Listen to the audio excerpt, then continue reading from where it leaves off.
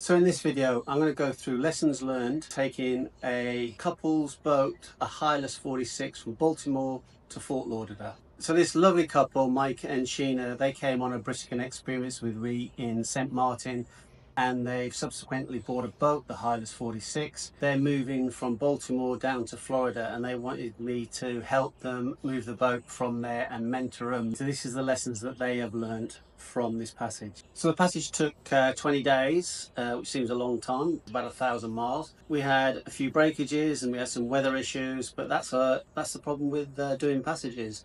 I believe that they learnt so much from this, and I will go through what happened in the rest of the video. If you haven't come across me before, I'm Simon from Sailing Britican. I help people and couples become more successful and more confident sailing cruisers. Before I start the video, just a very quick update on our situation now.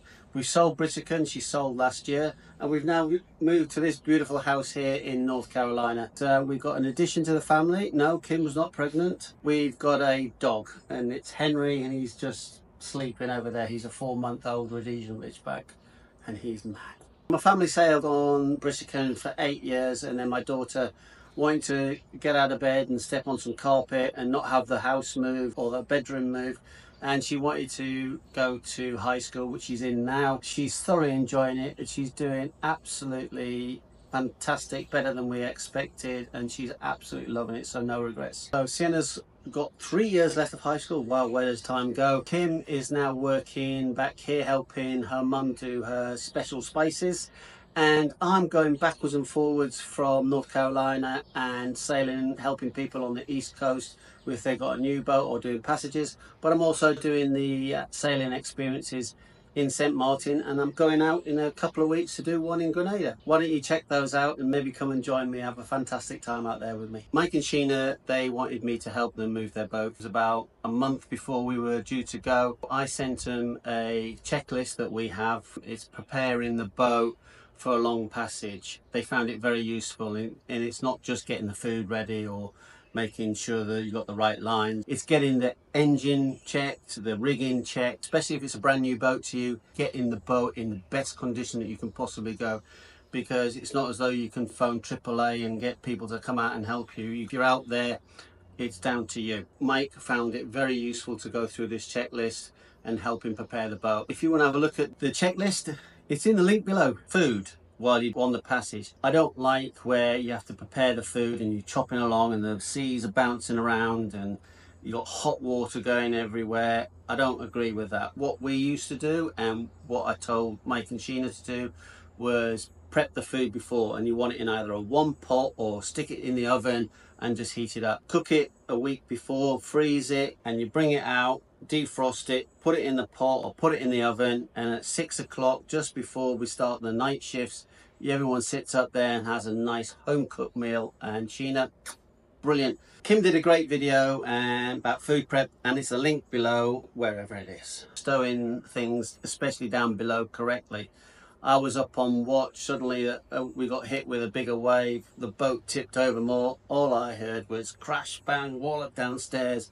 And when I went downstairs, oh my God, it was like a bomb had gone off. What had happened is one of the plates had just knocked a door open, and it was all porcelain plates, and it was just shards everywhere. Sometimes that does happen. So what do we do about it? Well, we make sure that the doors are locked correctly. What we used to do was we used to put towels and tea towels, anything in there, because another thing is what happens is they're moving about and crashing, banging, and it wakes people up when they're trying to sleep, because you've only got 2 to 3, maybe 4 hours sleep, and you don't want to hear plates and bowls and anything like that crashing about.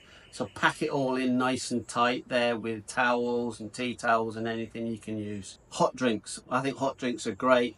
You know, I love my coffee in the morning, and sometimes I go, if I'm on a long passage and it's like 2, 3 o'clock in the morning and I'm feeling a bit down, I like to go and make myself a coffee. One thing I did tell Sheena, I said, make sure that when you pour in the hot water around, you make sure you do it in the sink. And she went, yeah, okay. Next minute, she came up and she went, I didn't take any notice of what you said. I just did it the way I normally do it at home. And I poured the hot water on the countertop. We hit a wave, the water went over, and bless her, she burnt her leg. Luckily, she was okay. We did a little bit of first aid and sorted her out. So what I always do is I put the pots, the bowls or the cups in the sink and I pour it in there, and you know the boat's moving along and you are going to spill it, but it goes in the sink. And never fill it to the top. It's always a 3/4 cup. Kim and I did a first aid course on board a ship or boat, and one of the biggest causes of injuries is either burns or breaks of people falling over, but burns are a massive one. So we always do everything in the sink. And Sheena came up and she goes, I didn't listen to you, but now I will from now on. So, but she's okay. Have a plan. Plan A. The perfect weather conditions. Our plan A was we're going to leave Baltimore, going down to Virginia Beach, going in there, then going around Cape Hatteras and ducking into a port just after that, then to Charleston, then down to Palm Beach, and then down to Fort Lauderdale. That was plan A.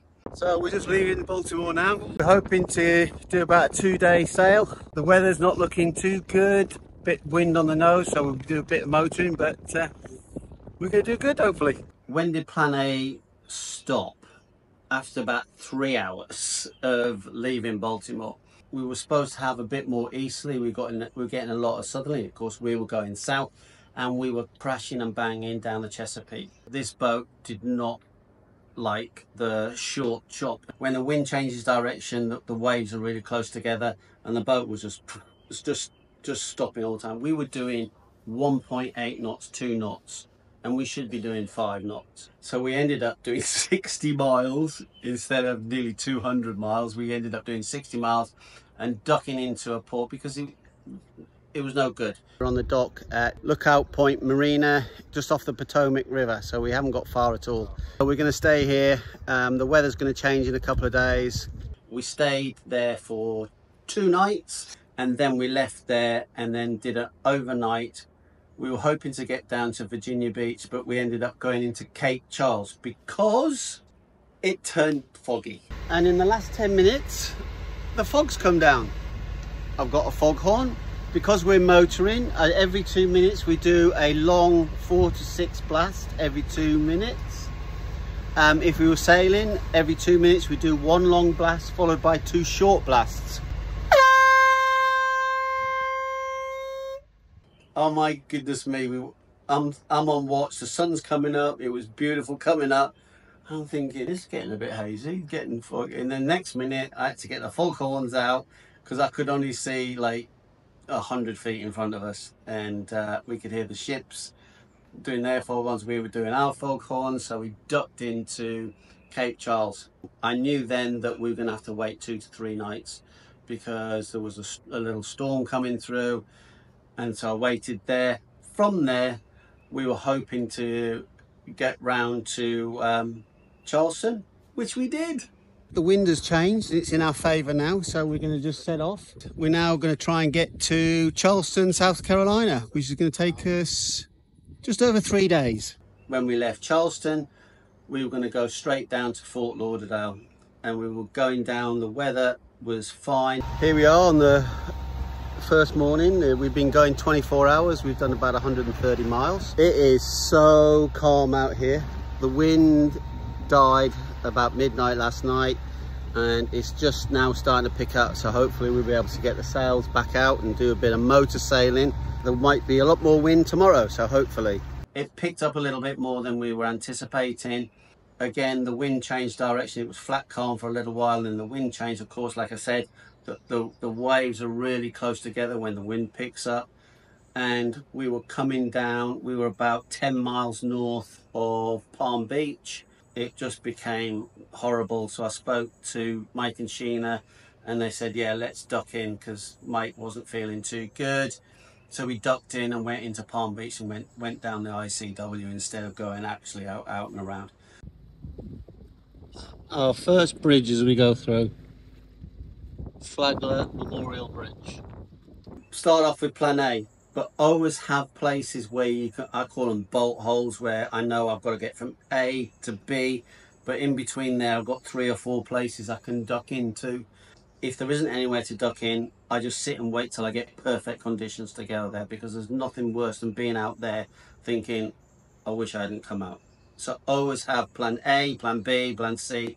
I think by the end of the trip, I think we were on plan M. Taking us 20 days to get down here. And that's with problems with the weather and with problems with the boat, like the propeller falling off and the mainsail totally ripping. So we just spent 3 nights, 4 days coming from Charleston, South Carolina. And we're here in Fort Lauderdale. This is the new river. One of the biggest things that I've learned from sailing is work on your own time plan, nobody else's. You know, if you've got crew on there and they need to fly out, I'm sorry, we're not going to make it. They have to change their plans. If you promise a port you're going to be in there at a certain date and you're not going to make it, just give them a call and say, I'm not going to make it. They're so used to that, they know. Working on your own schedule is, if it doesn't look good, just stay there. Don't go out because you will regret it. I've done it and I'll never do it again. When we got on the boat, there's the navigation system. I said, do you have anything else? He goes, no, I've just got this. On mine, I always have a backup navigation on my iPhone. I have a backup navigation on my iPad. And then I always ask, has anyone got any paper charts? I've not had to use them, thank goodness, but I've always got them there as backup. And I think what Mike realised was that the system that he was using, he wasn't quite used to it. It started malfunctioning a little bit. I think it needed updating. And of course, when we were 60 miles out off land, he got no way of updating it. So he was so thankful for me having the backup systems that I had, that when we got into the first port, he downloaded the navigational systems on his iPad and his phone, and Sheena put some stuff on hers. Just make sure you have backup. The systems I use on my iPad is Navionics. I like it. I'm so used to it. They had B&G on the boat, where I'm used to Ray Marine. So there's all different systems. I like to have it where I've got backup Navionics on my phone and on my iPad, just in case the phone malfunctions or my iPad malfunctions. I've got 3 systems plus paper. A couple of things happened while we were out at sea.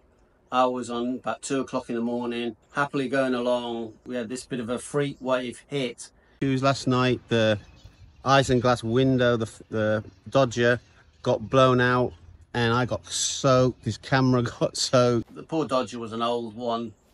Mike knew that he needed to upgrade it. A wave came through, all the water poured down through the hatch, all over me, all over everything basically. I shouted up to get the crew up. They came up and helped me, and luckily we had different types of lines handy to help tie down things. With that wave, it dislodged some of the jerry cans that were on the side. None of them went overboard, but they just started to move about, and I didn't want to untie and retie that, so I just took up some extra lines and retied them down. The lesson learned was have some lines handy and available to tie things down when needed, or if needed.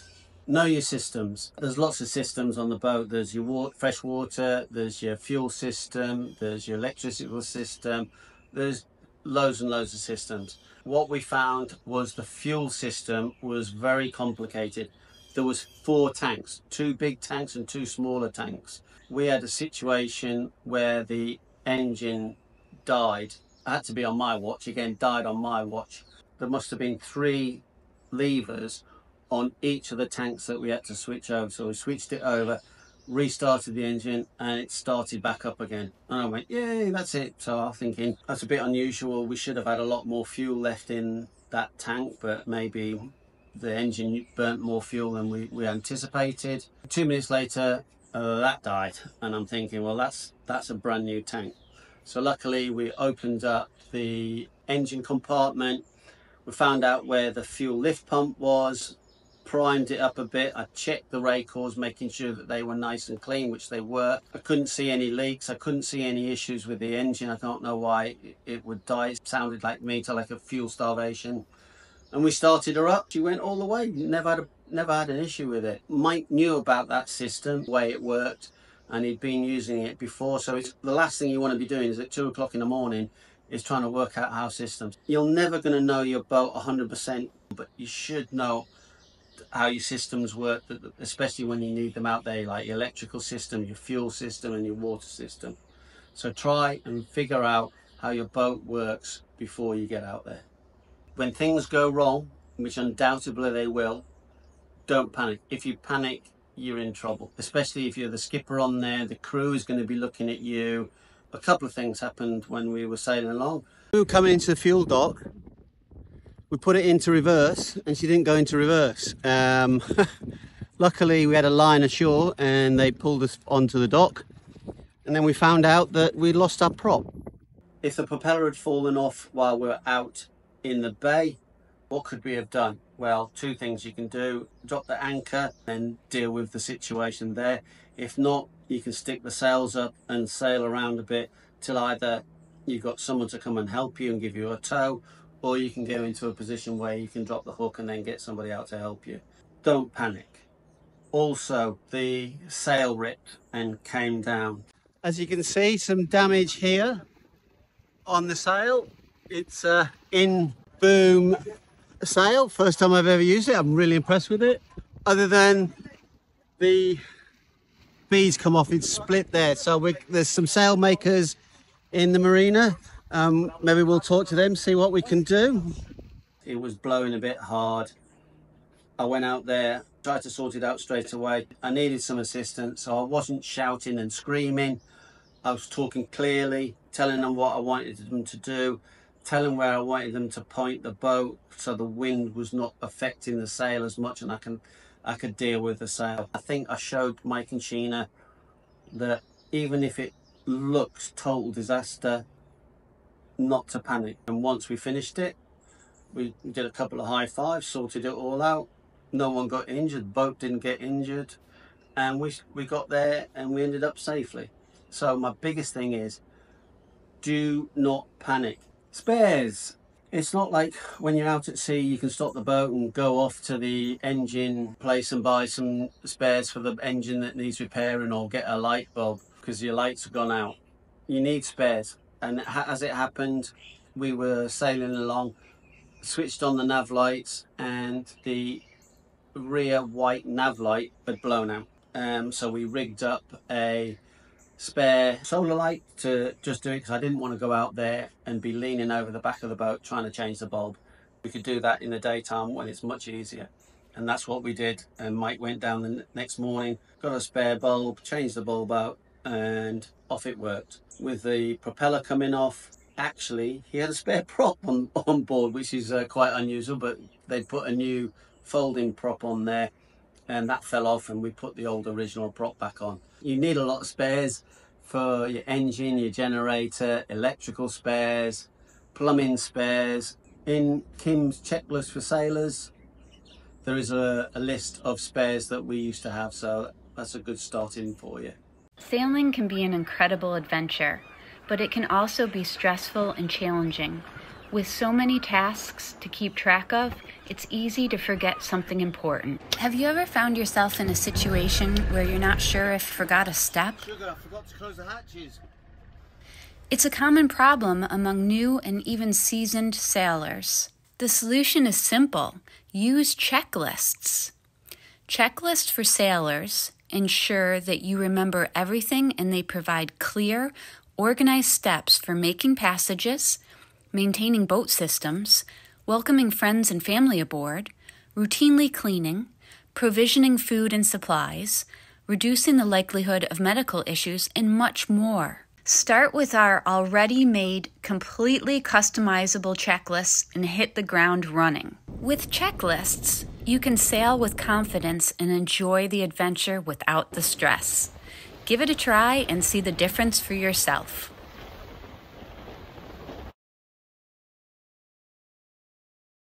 Tiredness. Mike and Sheena were working together and they did 3 hours on, and then I would get up and do 3 hours. I always find the first night is quite hard. You're normally used to 6, 8, 10 hours, whatever you sleep at, and you're not doing that, and you're getting your 3 hours off. That's how we do it. Some people do 4. By the time you get to sleep, you're almost waking up again and you're back out at it again. And tiredness is one of the worst things that makes a killer. The second night I always find is really hard.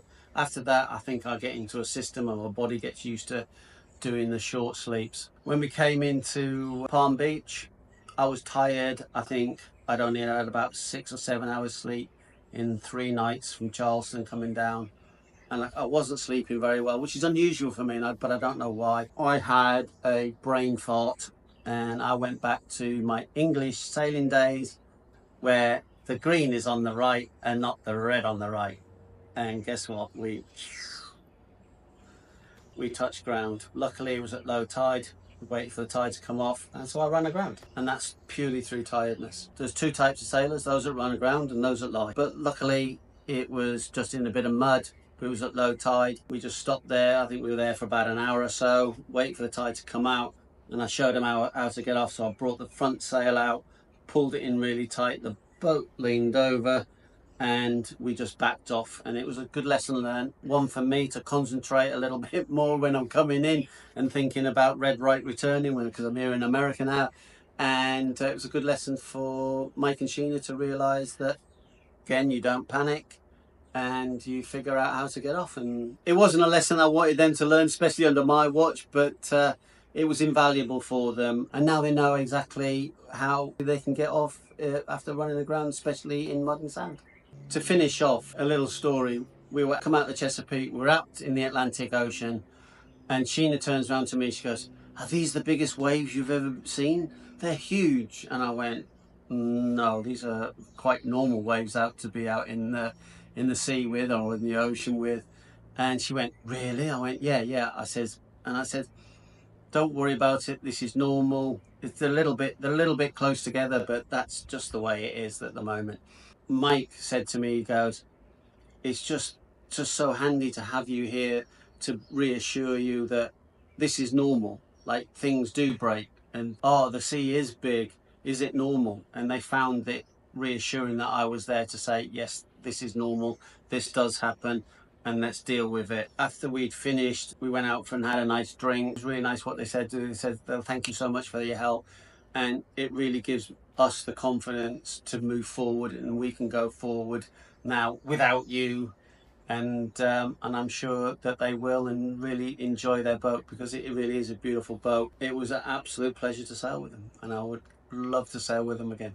If you're new to boating, or you've been boating for a little while, or even quite a while, and you have to do a long passage and you're feeling nervous about it, I'm available to help you out. Also, brand new boat, never sailed before, I can happily help you come out, get boat handling. I always think sailing is actually the easiest part, but actually boat handling, moving it around, docking, getting onto a mooring ball or going to anchor, is that the courses like the RYA or the ASA don't really teach you what to do. They teach you how to sail and pass their exams. I never found that the most helpful. I did find it helpful, but not the most helpful. I always wanted to know how to dock a boat, how to get on and off an anchor, and get on and off a mooring ball. That's what I like to teach. And if you're new to boating or want to do a passage and feel as though you would like me to come and help you, why don't you get in touch? My email is around here somewhere, and I'd love to help you out, because I love to teach and I love to help people and do this fantastic thing of sailing.